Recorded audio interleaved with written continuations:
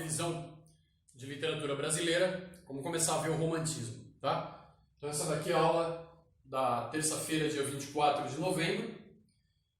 E para falar do romantismo, a gente está fazendo revisão de literatura brasileira, eu não consigo falar direto da literatura brasileira sem falar como surgiu e por que surgiu o romantismo lá na Europa. Isso por quê? Porque o surgimento, o momento histórico em que o romantismo surge, no começo do século XIX, ele é um divisor de águas da história. Ou seja, o mundo era uma coisa antes desse momento e passou a ser outra coisa depois desse momento. Por quê? Foi o romantismo que fez isso? Não. O que fez isso acontecer foi a primeira revolução industrial. Tá? Foi a chegada repentina da modernidade. Foi um choque para o mundo. E aqui a gente está falando da Europa. É o berço ali, né, do mundo lá na época. Ok? É o velho mundo, né? A chegada da Revolução Industrial mudou a cara do mundo. Isso aí no começo do século XIX. Final do 18, começo do 19. Né? A primeira Revolução Industrial é finalzinho do século XVIII. Segunda metade, ali, final do século XVIII. O romantismo vai surgir agora, no começo do século XIX. Tá? 1820 e poucos. Ok? Olha só, por que é um momento que divide a história entre antes e depois? Por que a Revolução Industrial fez isso? Ora, é meio óbvio, né? Antes da Revolução Industrial, até o final do século XVII ali, o mundo era visto como... ainda era uma visão feudal de mundo, ainda não existia máquina. Os meios de produção e de sobrevivência vinham de trabalhar a terra. E a pequena manufatura. Era quase que um mundo feudal, quase que medieval ainda. Não é medieval porque a Idade Média já tinha acabado. Mas era uma concepção, uma ideia de mundo que ainda era da Idade Média. Ainda no século XVII, era uma visão feudal. As pessoas ainda viviam de acordo com uma maneira feudal de vida, típica da Idade Média. Porque não existia máquina, não existia produção de bens em massa. E isso vem fazer toda a diferença. A partir daí, o surgimento da máquina, o surgimento da fábrica, a produção de bens de consumo rapidamente, isso vai mudar a cara do mundo. Tá? E aí o mundo passa a ser urbano. A máquina traz a visão urbana de mundo mais ou menos como é hoje. Isso é um choque para o europeu médio. Isso é um choque. É uma mudança muito grande, porque implica em avanço científico, claro. Implica em dinheiro, lucro, claro. Investimento na ciência para ter algum lucro com a máquina que vai sair dessa nova tecnologia, que vai permitir a produção de bens em massa. Então agora, o que dita o ritmo da vida é a produção para o lucro, não é a produção para sobrevivência. Não estou produzindo e plantando para minha família comer, não. Eu estou produzindo para vender produtos para muita gente, ganhar dinheiro com isso. A ciência trouxe, a tecnologia trouxe essa possibilidade. Claro que com a tecnologia, né, a máquina, vem a fumaça do carvão que é queimado, vem a mão de obra que vai abandonar a vida no campo para vir trabalhar na indústria. Porque quando você está sujeito à sobrevivência da vida no campo, você pode morrer de fome. você trabalha, você depende da boa vontade da natureza. Agora, trabalhar na fábrica, agora você tem um salário. Por menor e mais irrisório que seja esse salário, é certeza que, dia 5 do mês eu tenho meu pagamento. É uma mixaria? É, mas é melhor do que nada. Antes eu não tinha nem isto. Então, apesar de todos os problemas sociais, da exploração do homem pelo homem, porque o capitalismo malvadão... peraí. É graças a essa revolução industrial que já não se morre de fome como se morria antes. Vai existir pobreza, miséria? Sempre vai existir pobreza e miséria. Isso é característico da vida humana, desde a Idade da Pedra. Isso nunca vai mudar.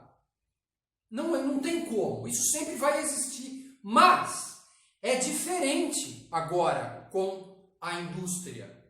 Porque com a produção de bens em massa, mais gente pode comprar. Inclusive as pessoas mais pobres. Pode comprar comida, pode comprar roupa. Antigamente, Idade Média, ou até o século XVII, o cara tinha uma roupa, para usar a mesma roupa o ano inteiro. Era um luxo você ter 2 peças de roupa diferentes. Né? Você usa a mesma roupa a vida inteira, quase. Né? Agora não, você tem a opção de você pode comprar. Claro, a família toda tem que trabalhar? Tem. Mas antes a família toda trabalhava e ainda assim morria-se de fome e de doença. Agora, pelo menos, tem algum dinheiro para comprar um remédio se ficar doente, para comprar uma roupa, para comprar um agasalho e não morrer de frio, para comprar comida e não morrer de fome. Enquanto que antes, não teve colheita, morreu de fome, acabou. Ah, mas as crianças vão trabalhar na fábrica. Mas antes as crianças também trabalhavam no campo. E com um agravante de que antes as crianças morriam de fome e de doença muito mais do que agora. Mas muito mais, muito mais. Ah, porque o proletário é aquele que tem uma prole grande. Ou seja, o proletário, o operário que é chamado de proletário, ele é chamado de proletário porque ele tem muitos filhos. Uma prole, muitos filhos. Esses filhos vão trabalhar? Vão, mas esses filhos não morrem. Por isso que ele é proletário. Porque agora ele tem muitos filhos, porque os filhos não morrem de fome e de doença. Antes não tinha como ter uma prole muito grande, porque as crianças morrem. Tanto é que as crianças só eram batizadas depois de uma certa idade, porque não compensa batizar muito cedo, logo que nasce. Não compensa, porque ela pode morrer. Então, se eu batizar, eu vou ter que gastar mais, porque aí vai ter que ter um enterro cristão, e aí vai ter mais trabalho para enterrar, mais burocracia. Se eu não batizar, ela não teve nome, ela não é cristã. Qualquer canto que eu enterre tá bom, qualquer buraco que enterrar a criança tá bom, ela não foi batizada, ela não é cristã. Não tem a necessidade de um enterro especial, tal, porque ela não é cristã, não foi batizada. Eu não vou batizar enquanto não vingar. Né? Mal se chegava a 15 anos de idade. E quem conseguisse passar dos 15 anos de idade, talvez não vivesse até os 30.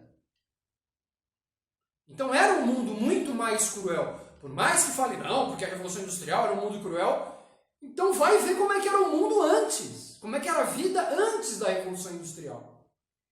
Tá? Então, se é para ter uma referência, então vamos pegar a história um pouco desde antes para a gente poder falar de agora, a partir da Revolução Industrial. Senão não faz sentido ficar com esse discurso artificial.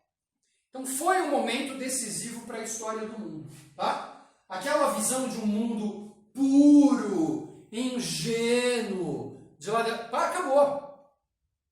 O mundo agora é na base da máquina, o ritmo da máquina, produção, consumo, dinheiro, alimentação.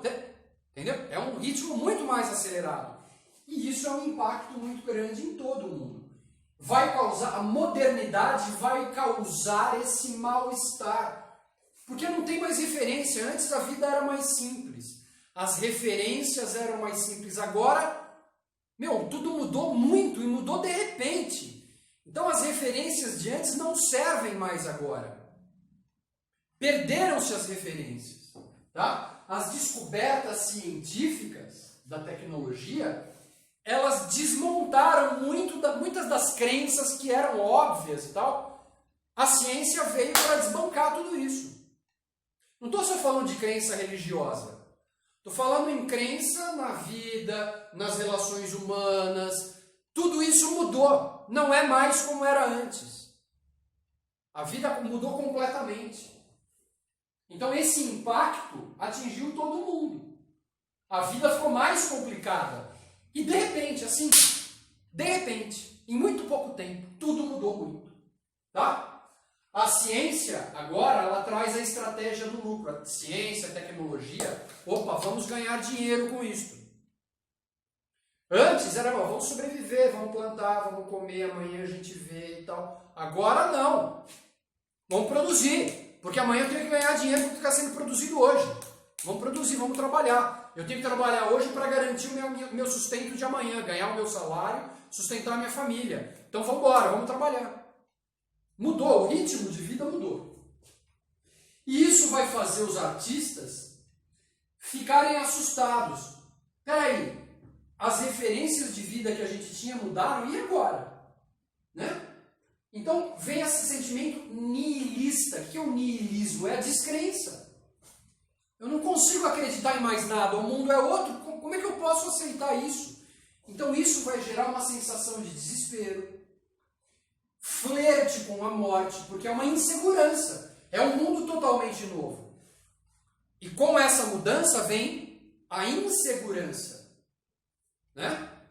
Então as pessoas todas estão assustadas, e os poetas, os artistas vão retratar esse medo. E para combater esse nihilismo, esse medo do futuro, vem a utopia. O que é a utopia? Utopia significa não lugar. O significado da palavra utopia é não lugar. Então, utopia é sonhar com um mundo que não existe. Ou sonhar com um mundo que deixou de existir.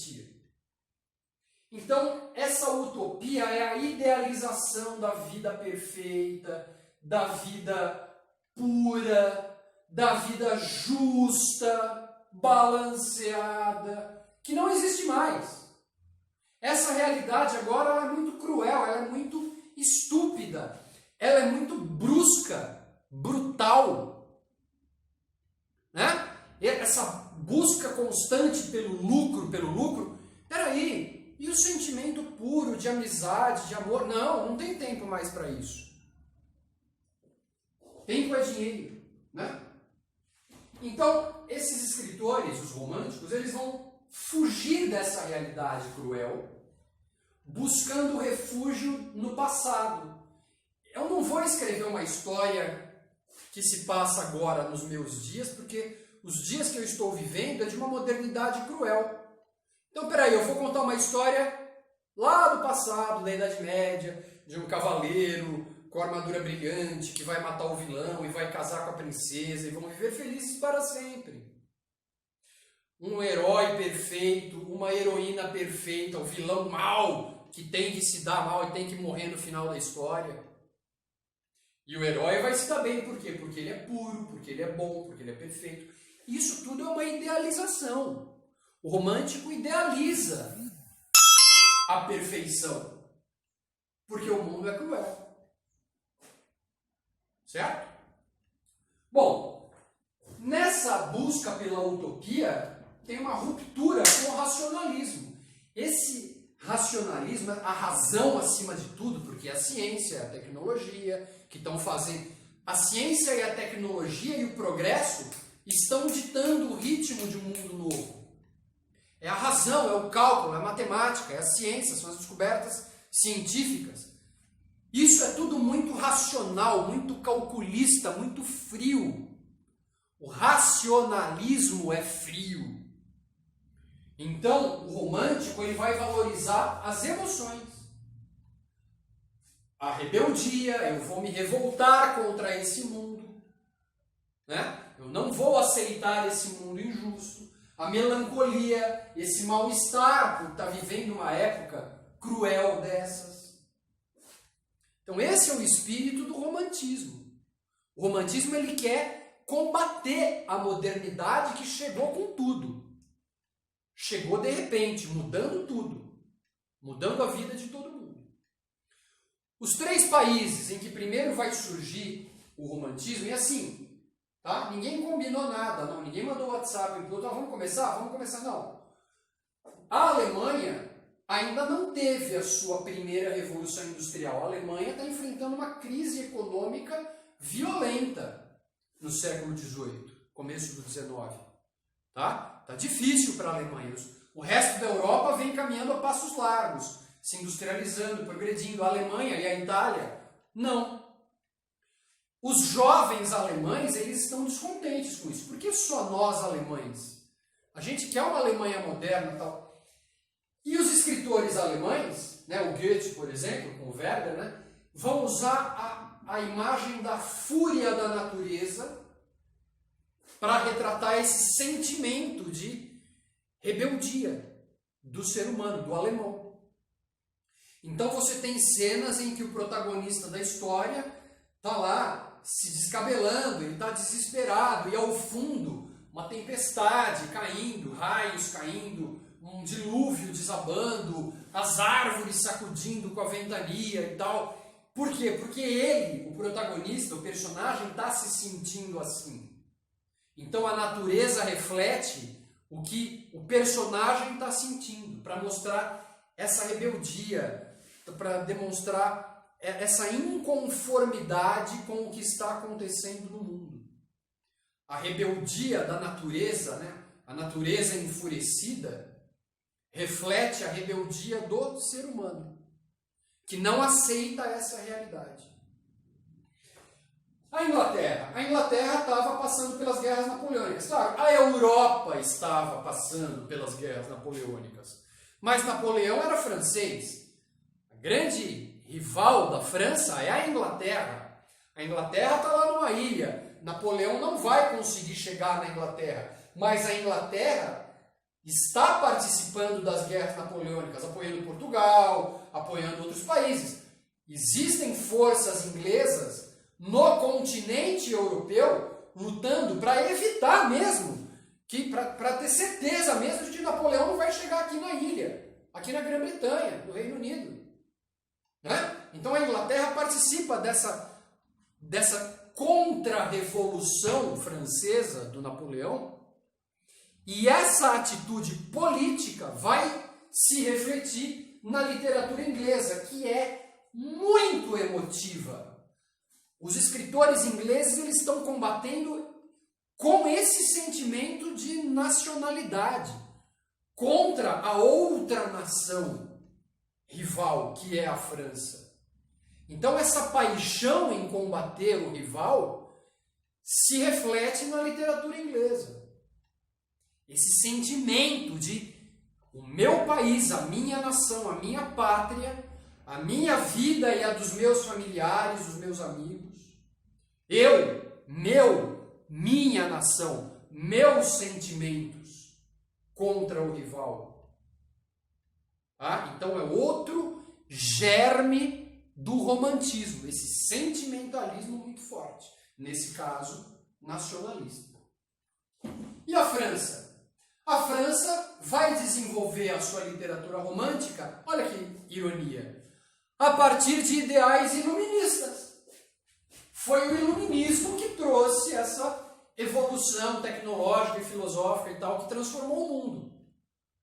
Mas os franceses, os românticos franceses, vão usar os ideais iluministas lá da Revolução Francesa. Igualdade, fraternidade, né?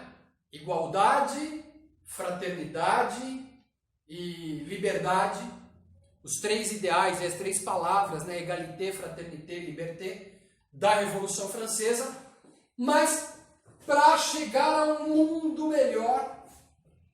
Olha a utopia. Nós queremos um mundo melhor, não este. Não este aqui, a gente quer que as coisas melhorem.